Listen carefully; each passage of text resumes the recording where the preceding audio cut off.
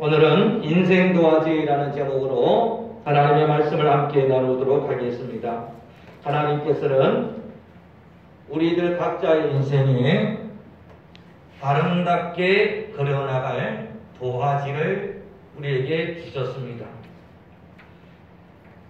그래서 우리는 그 도화지를 받아들고 꿈도 그리고 또 좋은 여러 가지도 그리면서 마음껏 그 인생 도화지에 내 인생을 그려나가기 시작했습니다.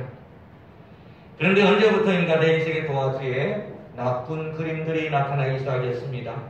마음의 상처, 분노, 욕심, 육신의 질병, 나쁜 사건들, 이런 것들이 내 인생의 도화지를 검게 물들이기 시작한 것입니다. 내가 원했던 것도 아니었지만 이렇게 점점 내 인생의 도화지에 좋지 못한 그림, 그리고 검게 칠하고 있는 우리들의 모습을 바라보면서 정말 한 번밖에 없는 내 인생의 도화지, 이 인생 도화지 우리는 어떻게 해야 하는 겁니까? 오늘은 이사야서 55장 6절로 13절의 말씀을 통하여서 잘못 그려진 내 인생의 그림 도화지 어떻게 바꿀 것인가에 대해서 함께 말씀 나누실 때에 은혜 받으시는 저와 여러분들 되시기를 주님의 이름으로 축복을 드립니다. 첫 번째입니다. 이렇게 버린 그림은 휴지통에 넣어야 됩니다. 컴포트가 종종 먹통이 될 때가 있습니다. 바이러스에 감염될 때가 있는 거죠. 그럴 때마다 해결 방법은 작은 것으로 고칠 수도 있지만 그렇게 되지 아니할 때는 컴퓨터 전체를 포맷합니다. 그 안에 들어있는 모든 데이터를 날려버리는 것이죠. 그러면 이 컴퓨터가 깨끗해지게 되어 있어요. 이처럼 여러분 우리 인생에 잘못 그려진 그림도 휴지통에 넣어야 되는 것입니다. 그런데 우리가 잘못 그린 이 그림들을 쉽게 버리지 못합니다. 어느 분들이 네이버에 자신의 영성일기를 올린 걸 제가 발견했어요. 그분이 올린 글에 보니까 이런 말을 써놓으셨더라고요. 예수님을 영접하고 다시금 받은 새 인생의 도화지에 그림을 그리기 시작했는데 어느새 새로 받은 도화지도 점점 더 검은색으로 물들어가는 것을 발견했대요. 그 원인이 뭘까 생각해 봤더니 앞에 있는 잘못 그려진 그 그림들을 미처 지우지 못해서 그 그림 위에 그리다 보니까 밑그림이 있는데 또 그리다 보니까 이게 좋은 작품이 나오지 않더라고 합니다. 그래서 처음 순수했던 그 마음은 다 사라져버리고 이제는 예수님의 이름으로 어두운 그림을 자기 인생 도화지에 그리고 있는 자신의 모습을 바라보기 시작했다고 합니다. 그래서 자신도 모르는 사이에 검은색을 가지고 검은 그림을 그리고 검은색을 칠하는 그러한 삶을 살아가기 시작했다고 하는 것입니다. 그때에 하나님께서 그 분에게 다가오셔서 이렇게 말씀하셨다고 하요. 얘야, 그 그림은 이제 못 쓴다. 이제 그 그림은 휴지통에 버려야 된다고 말씀을 하시더라고요. 그래서 이분이 맨날 며칠 끙끙 앓았대요. 내가 이때까지 신앙생활하고 내가 이때까지 살아온 것이 다 저렇게 쓰레기통에 들어갈 수밖에 없는가? 더러운 도화지는 쓰레기통 속에 들어가듯이 내 인생의 도화지도 지옥불 유황 속에 들어가야 하는가? 그런 자책감에 시달리고 되었다는 거예요. 오랜 시간을 하나님 앞에 울며 매달렸는데 하나님의 뜻을 깨달았다고 합니다. 하나님의 나라에 들어가는 유일한 조건이 있는데 그것은 바로 의로워야 한다고 합니다. 그런데 우리 성경에서는 하나님께서는 이 어렵지 못한 자는, 즉 다시 말씀드리면 그 하나님으로 받은 인생 도화지가 깨끗하지 못하면 아무도 천국 갈 수 없다고 말씀하고 계시는데, 여러분 우리가 이 세상을 살아가면서 그 도화지가 깨끗한 도화지로 여전히 유지하고 있는 사람이 얼마나 되겠습니까? 다들 인생을 살다 보면 내가 원하지 않았는데 마음의 상처를 받았어. 또는 좋지 못한 부모나 환경에 태어났어. 내 마음에, 내 생각에, 무의식의 세계에 안 좋은 기억들, 분노, 습관들이 내 속에 숨어 있지 않습니까? 마치 바이러스가 꽁꽁 숨겨져 있다가 때가 되면 나타나서 활동을 하는 것처럼 그 좋지 못한 기억과 습관들, 이런 것들이 내 마음의 무의식 속에 꽁꽁 숨어 있다가 어느 순간에 폭발하지 않습니까? 어느 순간에 나를 믿음 없는 자로 만들어보지 않는다는 거예요. 자, 이것이 사실 우리 믿음에 있는 사람들의 딜레마입니다.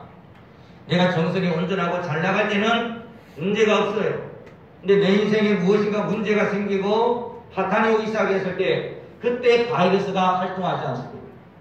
그때 우리의 믿음의 수준이 보여지지 않습니까? 자, 이러한 우리 인생의 도화지가 뭔가 잘못되어졌다고 하는 것을 느끼는 순간에 하나님 우리에게 말씀하십니다. 얘야, 그 그림은 쓰지 못하니 후이통에 버리고 내가 내게 이끌어주는 새 인생의 도화지를 너는 받아라 라고 우리에게 말씀하고 계시라고 하는 것입니다. 그렇습니다. 여러분, 이 잘못 그려진 그림이 내 인생이 잘못되었다는 것, 무엇이 문제가 있다는 것을 인식하는 것, 이게 회개예요. 회개라고 하는 것이 뭔가 내가 큰 죄를 지어서 내가 뭔가 살인죄를 지은 회개하고 도둑질하는 회개, 이게 여러분 회개가 아니에요. 회개는 무엇입니까? 내 인생이 뭔가 잘못되어졌다. 이것을 여러분 깨닫는 게 회개의 시작이에요. 우리는 지나치게 이 행위로만 판단하죠. 그래서 정말 양심대로 살아온 분들한테 복음을 전하면 그분들의 대답이 한계가지. 나는 법 없이도 살아왔어요. 난 내 양심도 살아왔어요. 이렇게 말합니다. 그걸 얘기하는 게 아니죠. 하나님이 우리에게 말씀하시는 것은 네 인생에 지금 문제가 있지 않느냐? 네 인생의 그림이 지금 깨끗하냐? 그걸 우리에게 물어보시는 거예요. 저도 지난 시간에 가만히 이렇게 돌려보면 목회자지만은 제 인생의 밑그림에 조치만한 그림이 그려져 있다는 것을 인정할 때가 많아요. 목회자이지만 우리 모두가 그렇지 않습니까? 우리 인생의 가진 밑바닥 밑그림에 내가 그리고 싶은 그 그림도 아닌데 환경과 마귀에 의해서 그려진 그 밑그림이 있어요. 그 밑그림 위에 아무리 우리가 좋은 그림으로 채색을 하고 그 위에 뭔가를 입혀보들 좋은 그림이 나올 수가 없지 않느냐는 거예요. 자, 이런 절망 가운데서 우리가 해야 될 것은 무엇입니까? 우리는 하나님 앞에 나아가서 하나님, 내 인생은 내가 노력해서는 내가 살려고 아무리 선하게 살고 해도 되어지지 않는 뭔가가 있습니다라고 주님 앞에 겸손히 인정하고 하나님의 새 도화지를 받는 것이 유일한 첫 번째 해결책이라고 하는 거예요. 치매라고 하는 것을 가만히 생각해 보면 여러분, 치매가 무엇일까요? 치매가 들게 되면 이 단기 기억 상실증이라는 말을 많이 합니다. 가장 최근의 일부터 점점 잊어가기 시작하죠. 그런데 그 단기 기억을 다 잊어버리는 순간에도 그 마음속에 밑그림이 있죠. 그 밑그림 속에 뿌리 깊이 무의식 속에 숨어있던 것들이 치매에 의해서 나타납니다. 그래서 어떤 사람은요, 자꾸 보따리 사는 사람은 그 마음속에 깊은 밑그림에 뭐가 있는 거예요? 두려움이 있는 거예요. 다른 사람에 의해서 내가 자꾸 쫓겨다니고 힘들었던 그 경험이 있다 보니까 매일 밤 깨야 도망가야 된다고 보따리를 사는 거죠. 그런가 하면 주변 사람을 때리고 욕설하는 그런 치매 걸린 분들은 그 인생의 밑바닥에 다른 사람으로부터 받았던 분노가 밑그림이 그려져 있는 거죠. 이런 분노의 밑그림이 그려져 있는 것은 여러분, 우리가 그 위에 아무리 다른 어떤 것을 입히고 채색해본들 그 그림 밑그림은 사라지지 않는다는 거예요. 그래서 우리가 이런 것들에 대해서 우리가 하나님 앞에 나와서 고백해야 될 것은 무엇입니까? 하나님, 우리가 종교적인 용어예요. 하나님, 나는 어쩔 수 없는 죄인입니다. 내가 죄를 지어서 죄인이 아니라 내 속에 내가 어쩔 수 없는, 정말 내가 도저히 해결할 수 없는 이 검은 그림자가 있습니다. 이걸 인정하는 게 여러분 회개예요. 회개에 대해서 여러분, 내가 무슨 죄를 지어서 회개하라 말이 이게 아니에요. 내 인생 속에, 내 인생의 밑그림에 하나님 잘못 그려진 그림이 있습니다. 이것 때문에 내가 잘 살 수가 없습니다. 이걸 인정하는 거예요. 여기서부터 신앙이 시작합니다. 밑그림을 잘못 그려진 그 밑그림을 인정하지 아니하고, 나는 하나님의 자녀입니다. 나는 하나님의 부야지입니다. 나는 하나님의 구원받았습니다. 아무리 그 위에 덧칠해보고 그려본들 여러분, 그 그림은 좋은 그림이 될 수가 없어요. 그래서 우리가 하나님께서 우리에게 말합니다. 완전한 회개. 이게 뭘까요? 버린 그림을, 잘못 그려진 그 밑그림을 인정하고 그것을 후지통에 넣는 거예요. 좀 더 우리가 단정적인 말씀으로 드리면 내 인생 부기 선언입니다. 인생 부기 선언. 네. 하나님, 내 인생은 처음부터 뭔가 밑그림이 잘못되어졌습니다. 하나님이 고쳐주셔야 됩니다. 라는 것을 인정하고 나가는 것. 여기서부터 우리 신앙의 출발이 있어요.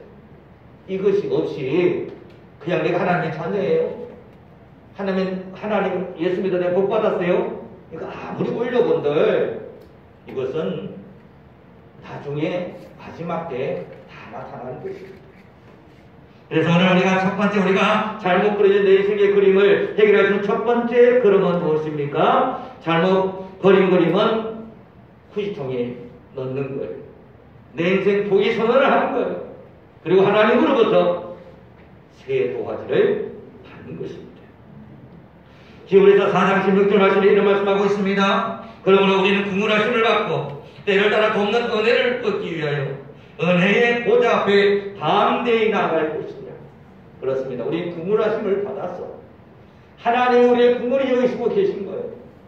정말 어쩔 수 없는 그 환경 때문에 그 죄악의 금은 속길 가운데서 신음하고 있는 당신의 자녀들을 하나님은 너무나 불쌍히 여기시고 연민을 가지고 바라보시는 것입니다.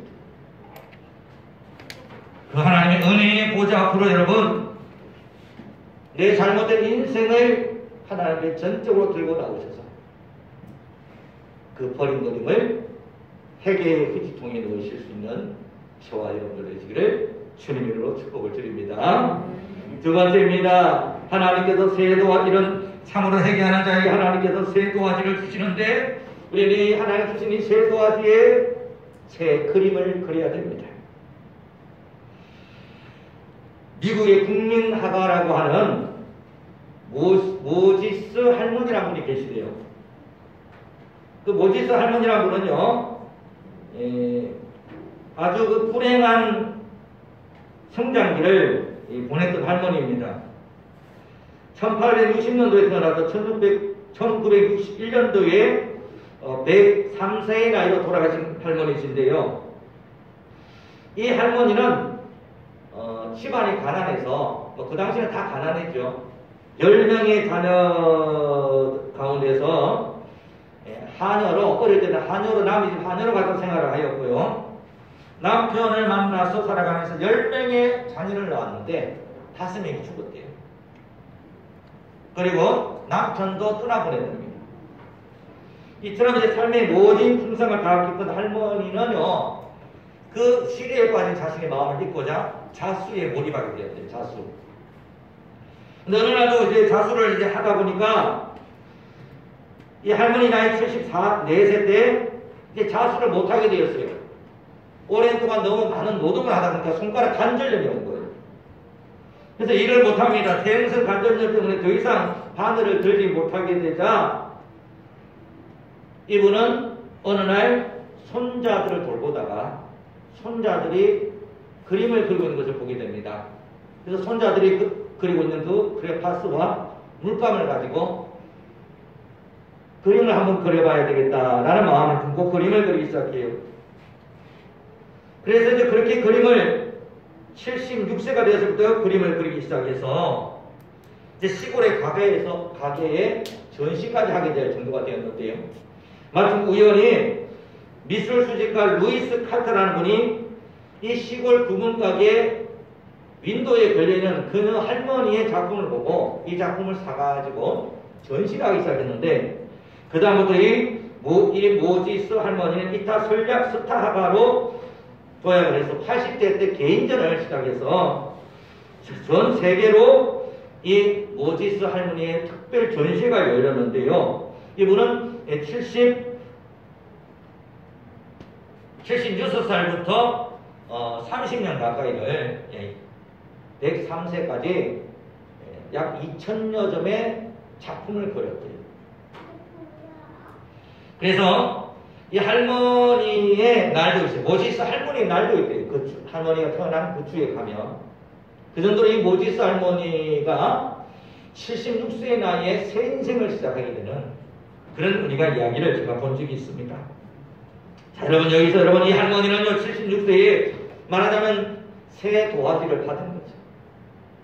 남들은 잘못 그려진 밑그림에 의해서 그 인생을 한탄하고 병마를 고생하고 그렇게 살아갈 그런 나이에 이 할머니는 오히려 그 하폭에 밝은 것을 그렸대요.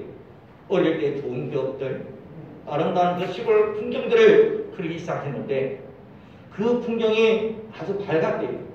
이 말은 그 할머니가 정말 인생의 모진 풍상을 다 겪어왔지만 그 할머니의 마음속에는 자녀도 5명이나 잃어버리고 남편도 떠나가고 그리고 인생의 유년기간을 남의 집 하녀로 가가지고 그렇게 모진 노동과 멸시 속에 살아왔지만 그 할머니의 가슴에 뭐가 있었습니까?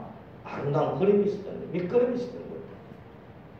그 결과 하나님께서는 그 새로 받은 그 도화지를 가지고 이 새로운 인생을 시작하게 된 이 할머니는 그 남은 30년 가까운 세월 동안을 수많은 그림을 그리고 수많은 사람에게 용기와 희망을 주는 그런 할머니로 살아갔다고 합니다. 자, 여러분, 이 할머니처럼 우리도 하나님께서 우리에게 새 도화지를 주셨다는 것을 우리가 믿음으로 받아들이게 되는 순간부터 우리 인생은 얼마든지 달라질 수가 있다고 하는 것입니다.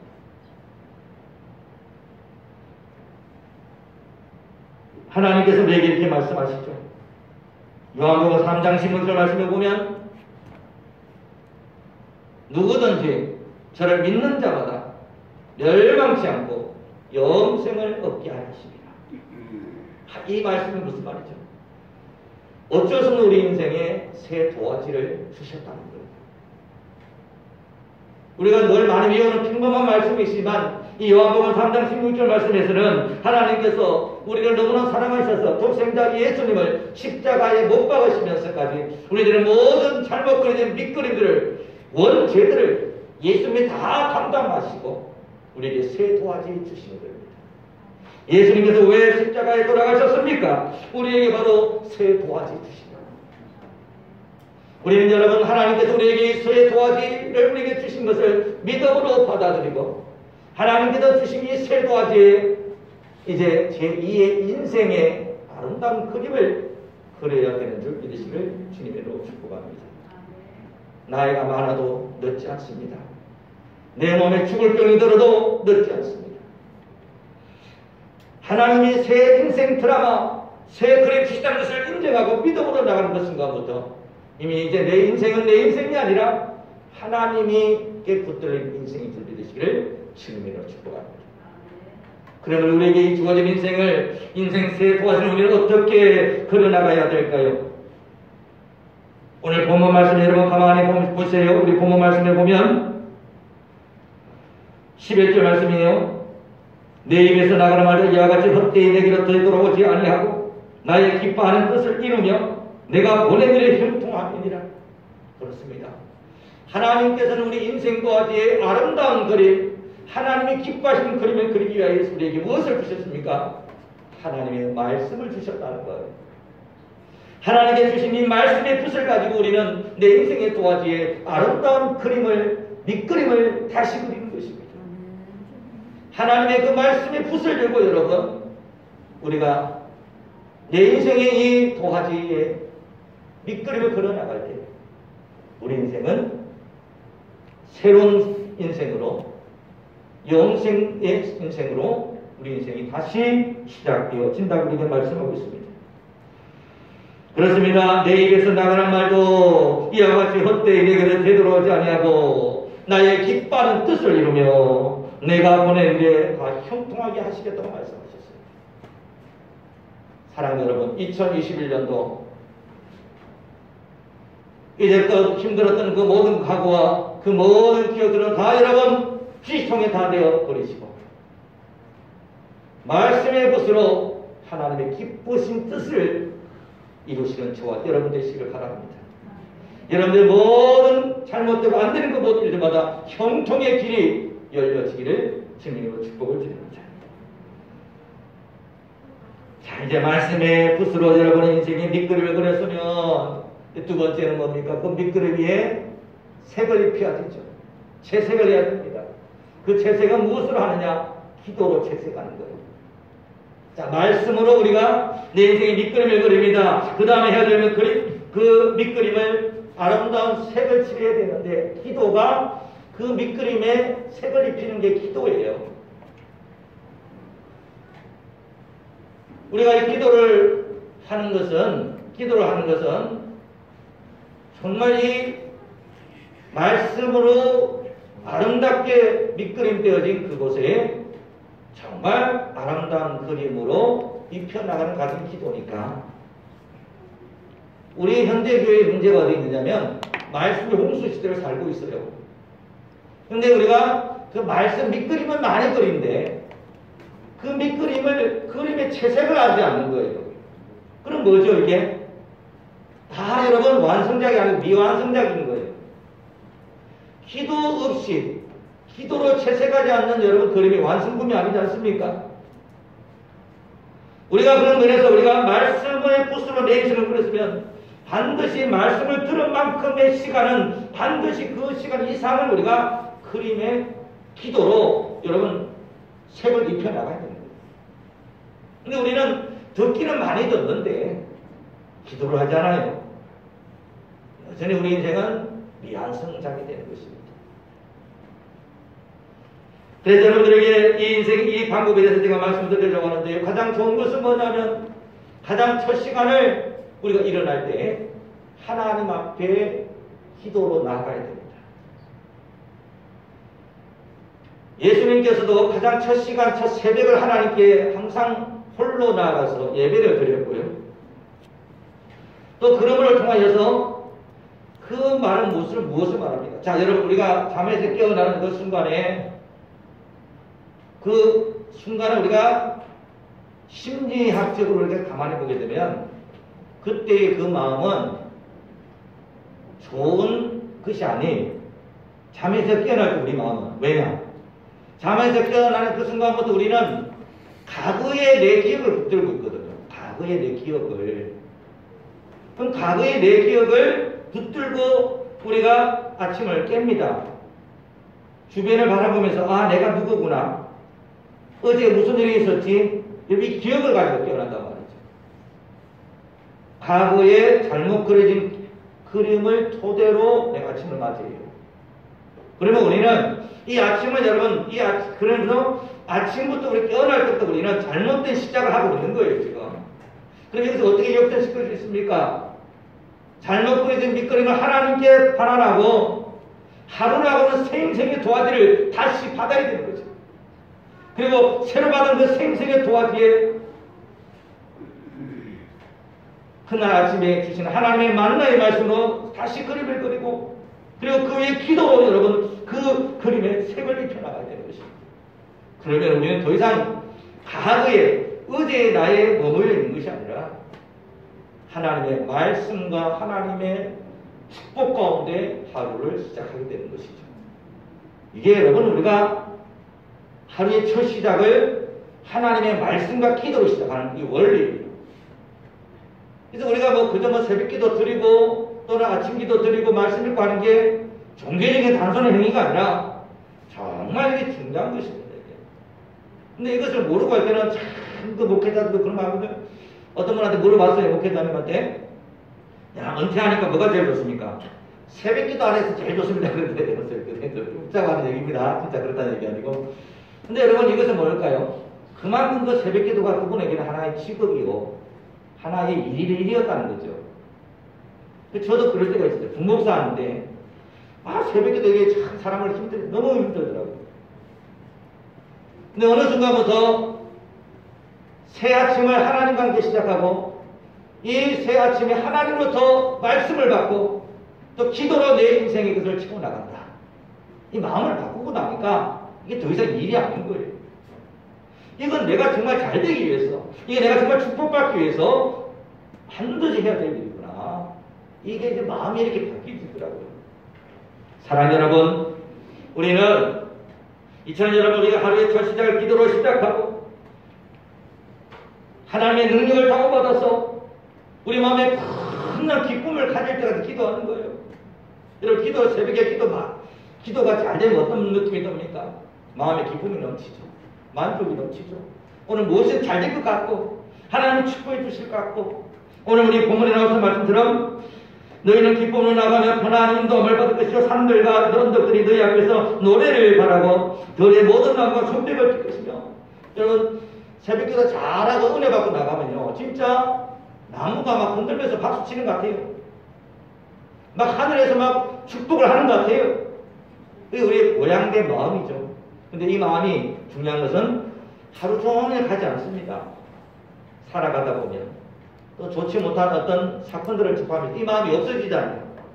중요한 것은 이 마음, 이 느낌을 끝까지 가지고 가는 거예요. 하루 종일 어떻게 그렇게 할 수 있을까요? 무시로 기도해야 되는 겁니다. 어떻게 무시로 기도할 수 있습니까? 일도 해야 되고 바빠 죽겠는데 어떻게 무시로 기도합니까? 잠시 쉬는 시간마다 그 마음을 가지고 기도하는 거예요. 너무 많은 시간이 걸리지도 않습니다. 그냥 한마디 말만 해도 주여 믿습니다. 주여 축복, 주여 은혜, 주여 충만. 그렇게 짧게 기도해도 되는 거예요. 그렇게 여러분 또 우리가 산책을 하고 운동을 할 때 제일 좋습니다. 산책 운동을 할 때도 정말 숨을 쉬면서도 언젠가 제가 시간이 나면 호흡 기도를 제가 좀 가르쳐 드려요. 호흡을 하면서도 기도할 수 있어요. 집중을 해서. 그래서 우리가 이런 모든 기도로 우리의 삶을 말씀을 받았으니 말씀을 자꾸 많이 받는다고 좋은 게 아니에요. 말씀은 단 한 말씀이라도 그 말씀 붙드는 게 중요하죠. 말씀은 많이 들어가지고 되는 게 아니라 한 말씀이라도 한 그림을 정확히 그리고 그 말씀에 기도로 채색하는 게 더 중요하다는 말이에요.